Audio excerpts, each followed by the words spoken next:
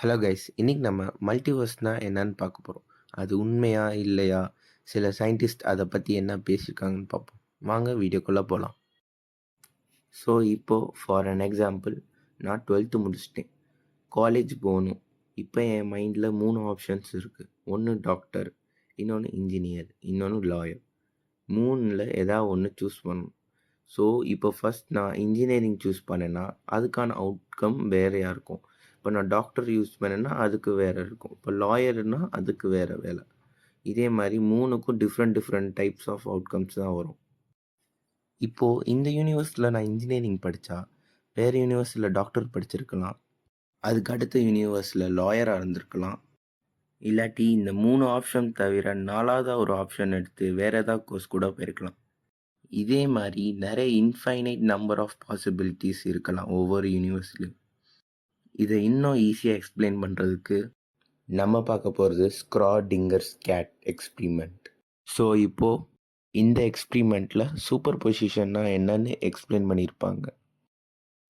இப்போது இந்த பாக்ஸ்குள்ளே ஒரு பூனை இருக்குது. அது கூடவே radio active element, radio active detector, அது கனெக்டான ஒரு ஹேமர், அப்புறம் அந்த ஹேமர் கீழே ஒரு பாட்டிலில் சைனைட் கேஸ் இருக்குது. ஒரு ½ அன் ஹவர் கழித்து அந்த ரேடியோ ஆக்டிவ் எலமெண்ட் டீகே ஆயிடுச்சுன்னா அந்த டிடெக்டர் டிடெக்ட் பண்ணக்கப்புறம் அந்த டிடெக்டரோட கனெக்டான ஹேமர் கீழே விழுந்து கிளாஸ் உடைஞ்சு அந்த சைனைட் கேஸ் பரவிடும். பரவுனக்கப்புறம் அந்த கேஸை பூனை கொஞ்சம் கொஞ்சமாக சுவாசித்து இறந்து போயிடும். இது ஒரு பாசிபிலிட்டி.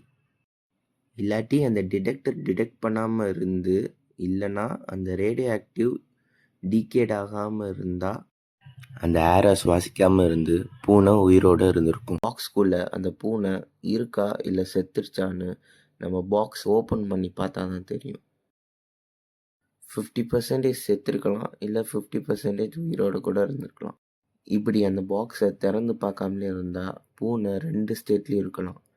ஸோ இது பேர் தான் சூப்பர் பொசிஷன் ஸ்டேட்டுன்னு சொல்கிறாங்க.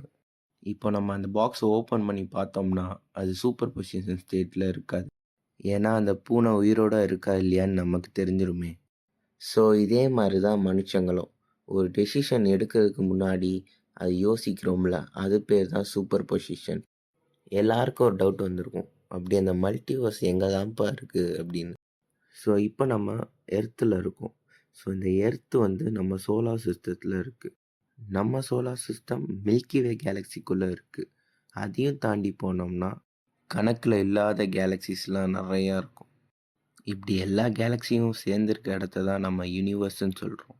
ஸோ இதையும் தாண்டி நம்ம யூனிவர்ஸ் மாதிரி இன்னும் நிறைய யூனிவர்ஸ் இருக்குது. இந்த மல்டிவர்ஸ் வச்சு நிறைய படங்கள் வந்திருக்குங்க. முக்கியமாக மார்வல் அவெஞ்சர்ஸ் எண்ட் கேம்க்கு அப்புறம் மல்டிவர்ஸை வச்சு பூந்து விளையாண்டுருப்பாங்க. கொஞ்சம் யோசிச்சு பாருங்கள், நேரம் மல்டிவர்ஸ்ன்னு ஒன்று இருந்தால் இந்நேரம் நம்ம அங்கே என்ன பண்ணிகிட்டு இருந்திருப்போம். இன்ட்ரெஸ்டிங்காக இருக்குல்ல? இதே மாதிரி இன்ட்ரெஸ்டிங்கான டாபிக் அடுத்த வீடியோவில் பார்ப்போம். பாய்.